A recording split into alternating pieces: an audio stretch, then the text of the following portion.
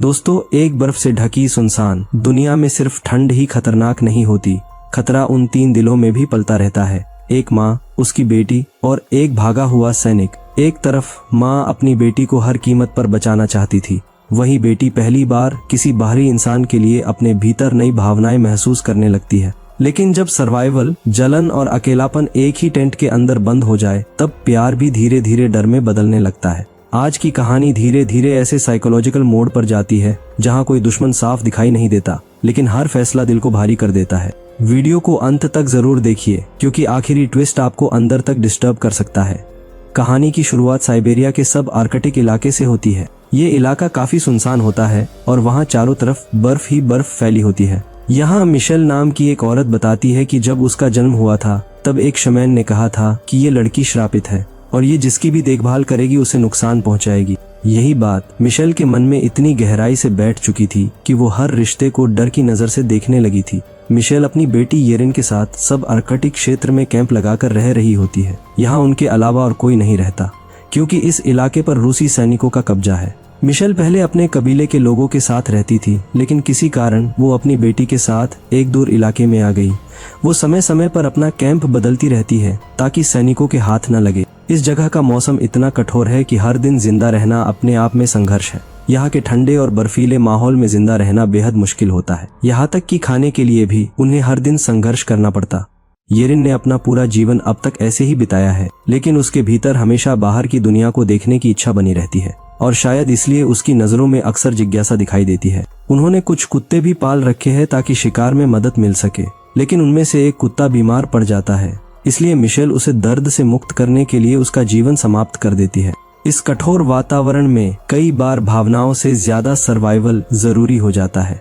इसके बाद मिशेल और येरिन अपना सामान लेकर नाव से नई जगह ठहरने की तलाश में निकलती है। आगे जाकर उन्हें कुछ रूसी सैनिक दिखाई देते हैं, जहां रेलवे ट्रैक पर निर्माण का काम चल रहा होता है। मिशेल और येरिन उन्हें देखकर बहुत डर जाती है, क्योंकि सैनिकों की मौजूदगी हमेशा खतरे का संकेत होती थी। इस बार उनकी किस्मत अच्छी होती है कि सैनिक उन्हें देख नहीं पाते और दोनों वहां से जल्दी निकल जाती है। काफी देर तक सफर करने के बाद वे एक ऐसे इलाके में पहुंचती है जहां उन्हें लगता है कि अब कोई उन्हें ढूंढ नहीं पाएगा। ये जगह उनके लिए एकदम उपयुक्त लगती है और इस जगह को आर्कटिक टुंड्रा कहा जाता है। अब वे दोनों यही रहने का फैसला करती है और अपना टेंट लगाती है। फिर दोनों टेंट के अंदर सोने चली जाती है, लेकिन मिशेल को नींद नहीं आती। वो अपने पास रखे हुए भेड़िए के पंजे को देखकर अपने अतीत को याद करने लगती है। ये पंजा उसके पुराने जीवन की सबसे गहरी यादों से जुड़ा हुआ था। मिशेल पहले अपने कबीले के लोगों के साथ रहती थी, लेकिन कबीले के लोगों को लगता था कि मिशेल श्रापित है और अगर वो उनके साथ रही तो कुछ बुरा होगा, इसलिए मिशेल को गांव से निकाल दिया गया। जब मिशेल जंगल में भटक रही थी, तब उसकी मुलाकात एक रेंडियर जनजाति के आदमी से होती है। वो आदमी मिशेल को अपने कबीले में शामिल होने के लिए कहता है। मिशेल उसकी बात मानकर उसके साथ चली जाती है और वहीं रहने लगती है। जल्द ही दोनों एक दूसरे के करीब आने लगते हैं। लंबे अकेलेपन के बाद शायद पहली बार मिशेल ने किसी के साथ अपनापन महसूस किया था। कुछ समय बाद वो आदमी मिशेल को यही भेड़िए का पंजा देता है। उसी समय मिशेल को शमैन की बात याद आती है कि जिससे वह प्यार करेगी या जिसकी देखभाल करेगी उसका जीवन प्रभावित हो सकता है। ये सोचकर मिशेल डर जाती है। अगले दिन जब मिशेल अपने कुत्ते के साथ शिकार की तलाश में जाती है, तब उसे एक आदमी दिखता है जो बुरी तरह घायल था। वो लगभग बर्फ से जम चुका होता है और भूख से बेहद कमजोर लग रहा होता है। वह अचानक गिरकर बेहोश हो जाता है। मिशेल अपने हाथ में हथियार लेकर उसके पास जाती है और उसका सामान देखने लगती है, लेकिन तभी वो आदमी होश में आ जाता है और उससे मदद मांगता है। कठोर जीवन के बावजूद मिशेल के भीतर संवेदना अभी बाकी थी। वो सोचती है कि उसे इस आदमी को यही छोड़ देना चाहिए, लेकिन उसे उस पर तरस आ जाता है और वो उसे अपने टेंट में ले आती है। वह आदमी फिर से बेहोश हो जाता है। मिशेल उसकी चोटों का इलाज करती है और उसकी देखभाल करती है। फिर मिशेल उसका सामान चेक करने लगती है, जिसमें उसे एक मैप और एक रेडियो मिलता है। कुछ देर बाद जब येरिन वहां आती है तो उस आदमी को देखकर हैरान रह जाती है और मिशेल से पूछती है कि ये कौन है। मिशेल बताती है कि जब वो शिकार पर गई थी तब ये घायल हालत में उसके सामने गिर पड़ा था। अगर वो इसे लेकर नहीं आती तो शायद इसकी जान चली जाती। कुछ देर बाद जब उस आदमी को होश आता है तब वो अपना नाम पीटर बताता है। येरिन उससे कहती है कि तुम बहुत खुशनसीब हो कि तुम्हें मिशेल ने बचा लिया, क्योंकि हम किसी पर भी जल्दी भरोसा नहीं करते। पहली बार किसी बाहरी इंसान की मौजूदगी येरिन के लिए बिल्कुल नया अनुभव थी। रात में येरिन पीटर को सूप बनाकर देती है। उसका ध्यान लगातार पीटर पर ही लगा रहता है, क्योंकि उसने पहली बार किसी लड़के को इतने पास से देखा था। कुछ दिन बाद जब पीटर पूरी तरह से ठीक हो जाता है तब वो येरिन और मिशेल के साथ नाव में बैठकर शिकार पर जाता है। पीटर कहता है कि तुम लोगों की वजह से मेरी जान बची और तुम ही बताओ मैं इस एहसान को मैं कैसे चुकाऊं। मिशेल कहती है कि जब हमें किसी चीज की जरूरत होगी तब तुम्हें बता देंगे, लेकिन येरिन मुस्कुराते हुए कहती है कि रेंडियर का शिकार करके लाओ। ये हल्का सा मजाक उनके बीच सहजता बढ़ा देता है। पीटर कहता है कि अगर मुझे रेंडियर दिखा तो मैं जरूर उसका शिकार करूंगा। फिर वे लोग नाव से उतरकर बर्फीले इलाके में जाते हैं जहां उन्हें एक सील दिखाई देती है। मिशेल उसका शिकार करती है और फिर सब वापस तंबू में लौटते हैं। रात में मिशेल और येरिन सील का मांस काटकर खाने लगती है। क्योंकि मिशेल जिस जनजाति से थी वहां ऐसा करना सामान्य था। पीटर को ये अलग लगता है, इसलिए वो मांस पकाकर खाता है। फिर पीटर अपना रेडियो येरिन को दिखाता है और उसमें गाने चलाकर सुनाता है। येरिन और मिशेल पहली बार रेडियो देखती है और उन्हें संगीत सुनकर बहुत अच्छा लगता है, जैसे बर्फीली खामोशी के बीच अचानक दुनिया की कोई नई आवाज उनके पास पहुंची हो। यहीं से धीरे धीरे कहानी का भावनात्मक संतुलन बदलना शुरू होता है। क्योंकि लंबे समय से पूरी तरह अलग थलग जीवन जी रही मिशेल अब पीटर की मौजूदगी को सिर्फ एक मेहमान की तरह नहीं देख रही होती, बल्कि उसके आने से उनके छोटे से संसार में एक नया बदलाव महसूस होने लगता है।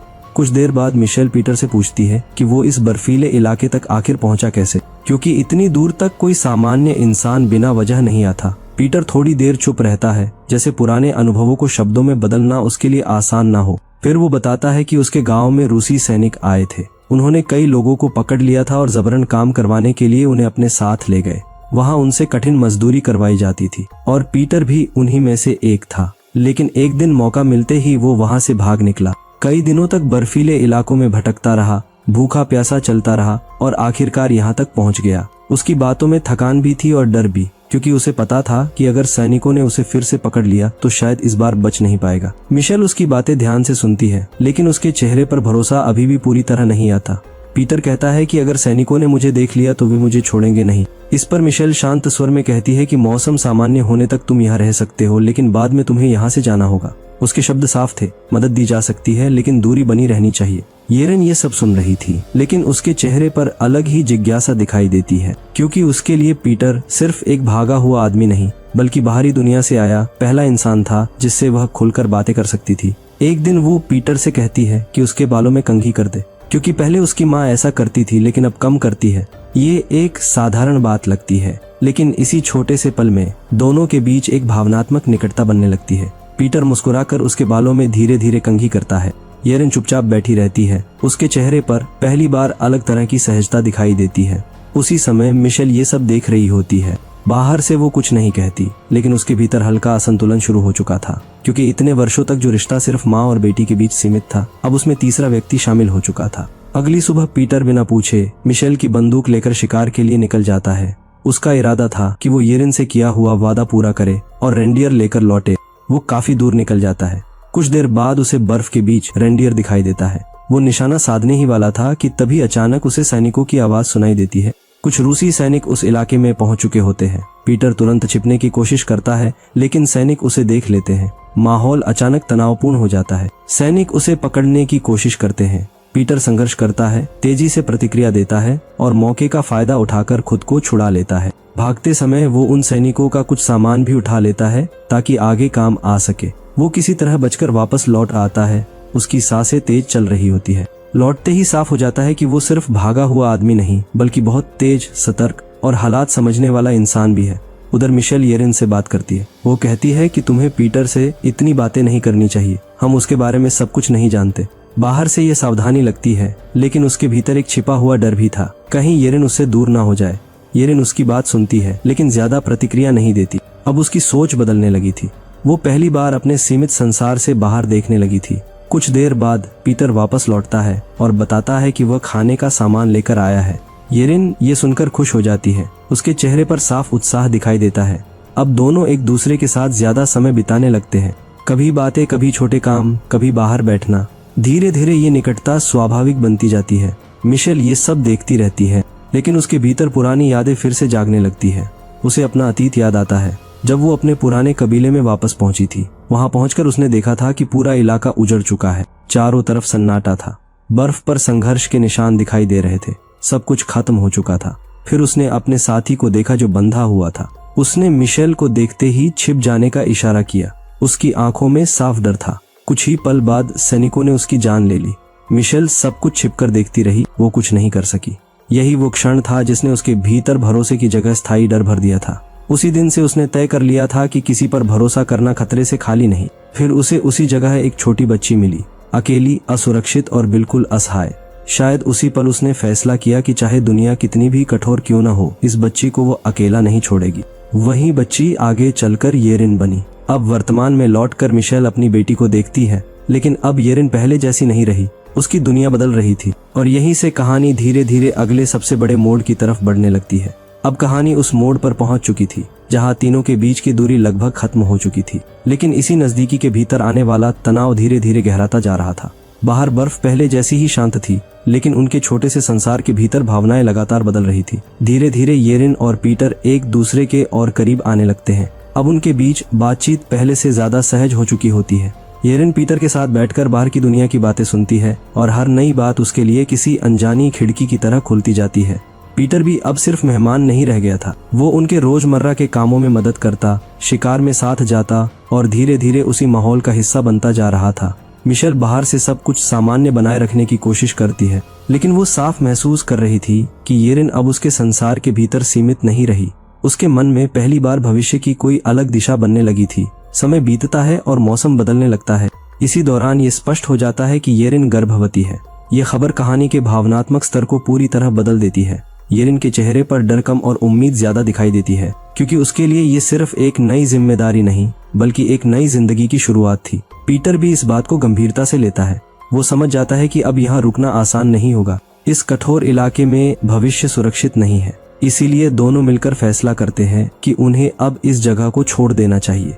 वे कहीं और जाकर नई जिंदगी शुरू करेंगे जहां बच्चा सुरक्षित रह सके। यह फैसला उनके लिए आशा का संकेत था, लेकिन मिशेल के लिए यही सबसे बड़ा भावनात्मक झटका बन जाता है। जब येरिन अपनी माँ को ये बात बताती है कि वो पीटर के साथ जाना चाहती है, तब कुछ पल के लिए मिशेल बिल्कुल शांत रह जाती है। उसके चेहरे पर कोई तीखी प्रतिक्रिया नहीं आती, लेकिन भीतर बहुत कुछ बदल चुका था, क्योंकि इतने वर्षों तक उसने अपनी पूरी दुनिया सिर्फ येरिन के इर्द गिर्द बनाई थी। हर डर, हर संघर्ष, हर निर्णय, सब उसी के लिए था। अब वही येरिन उससे दूर जाने की बात कर रही थी। मिशेल के भीतर पुराना डर फिर से लौट आता है। वही डर कि जिससे वो जुड़ती है वह उससे छिन जाता है। रात का समय होता है, बाहर मौसम ठंडा और शांत है। पीटर शिकार के लिए बाहर गया हुआ है ताकि अगली यात्रा के लिए कुछ तैयारी कर सके। तंबू के अंदर सिर्फ मिशेल और येरिन होती है। माहौल असामान्य रूप से शांत होता है। मिशेल धीरे से येरिन से कहती है कि आओ, मैं तुम्हारे बालों में कंघी कर दूं। ये एक सामान्य माँ बेटी जैसा पल लगता है, क्योंकि पहले भी ऐसा कई बार हो चुका था। येरिन बिना किसी शक के उसके पास बैठ जाती है। वह सहज होती है, उसके चेहरे पर विश्वास साफ दिखाई देता है। मिशेल धीरे धीरे उसके बालों में कंघी करने लगती है। कुछ पल तक सब सामान्य लगता है। तंबू के भीतर सिर्फ हल्की हरकतों की आवाज होती है। फिर मिशेल उसके बालों की छोटी बनाती है। उसके हाथ स्थिर है, लेकिन उसके भीतर चल रहा संघर्ष बेहद गहरा होता है। इसी दौरान अचानक वो येरिन को अपने नियंत्रण में ले लेती है। बाहर से ये पल बहुत शांत दिखाई देता है, लेकिन भीतर कहानी का सबसे भारी निर्णय उसी समय लिया जा चुका होता है। कुछ ही देर में येरिन की हरकतें रुक जाती है। उस पल के बाद मिशेल के चेहरे पर न राहत होती है, न स्पष्ट दुख, बल्कि एक गहरी टूटन दिखाई देती है, जैसे उसके भीतर का संतुलन पूरी तरह समाप्त हो चुका हो। ये सिर्फ एक घटना नहीं थी, बल्कि वर्षों से जमा अकेलेपन, भय, असुरक्षा और मानसिक दबाव का विस्फोट था। अब मिशेल येरिन की जगह लेना चाहती थी, क्योंकि उसके भीतर कहीं ना कहीं पीटर के लिए भावनाएं थी। वो येरिन के चेहरे से अपने चेहरे को इस तरह ढकती है कि दूर से देखने पर दोनों के चेहरे में एक जैसी झलक दिखाई देने लगे। ये दृश्य कहानी को पूरी तरह साइकोलॉजिकल स्तर पर ले जाता है, क्योंकि यहाँ साफ हो जाता है कि मिशेल अब वास्तविकता से ज्यादा अपनी टूटी हुई भावनाओं के प्रभाव में जी रही है। यही वो पल है जहाँ कहानी दिखाती है कि लंबे समय तक अकेलापन, भय और खोने की आशंका इंसान के मन को कितनी गहराई तक बदल सकती है। कुछ देर बाद पीटर वापस लौटता है। वो सामान्य तरीके से अंदर आता है। कुछ अंधेरा होने की वजह से उसे शायद समझ में नहीं आता, लेकिन जल्द ही उसे महसूस होता है कि वातावरण कुछ अलग है। वो मिशेल को देखता है, फिर उसकी नजर येरिन पर जाती है। पहले उसे समझ नहीं आता, लेकिन अगले ही पल सच्चाई साफ हो जाती है। उसके चेहरे पर गहरा भय दिखाई देता है, क्योंकि जिस भविष्य की उसने कल्पना की थी वो उसी क्षण खत्म हो चुका था। वो स्थिति को समझते ही पीछे हट जाता है। पीटर वहां से निकल जाता है, क्योंकि उसे समझ आ चुका था कि अब इस जगह पर कुछ भी पहले जैसा नहीं रहा। इसके बाद फिर वही बर्फीला सन्नाटा लौट आता है और अंत में मिशेल फिर अकेली रह जाती है। और इसी सीन पर यह कहानी यही खत्म होती है। दोस्तों, फार नॉर्थ ये मूवी हमें दिखाती है कि अत्यधिक अकेलापन इंसान के सोचने का तरीका बदल सकता है। कभी कभी बाहर का कठोर मौसम उतना खतरनाक नहीं होता जितना अंदर जमा हुआ भावनात्मक डर होता है। इस मूवी से हमें यही सीख मिलती है कि लंबे अकेलेपन से इंसान इमोशनली अनस्टेबल हो सकता है। इससे बचने के लिए अपने विचारों को दबाए नहीं, जो महसूस हो रहा है उसे लिखना, बोलना या एक्सप्रेस करना जरूरी है। अगर आपको ये कहानी पसंद आई हो तो वीडियो को लाइक जरूर करें, चैनल को सब्सक्राइब करें ताकि आप ऐसी ही दिलचस्प मूवीज की कहानी को मिस ना करें। मिलते हैं अगली वीडियो में एक और जबरदस्त कहानी के साथ। तब तक के लिए सुरक्षित रहे, जिज्ञासु रहे और देखते रहिए AT एक्सप्लेन।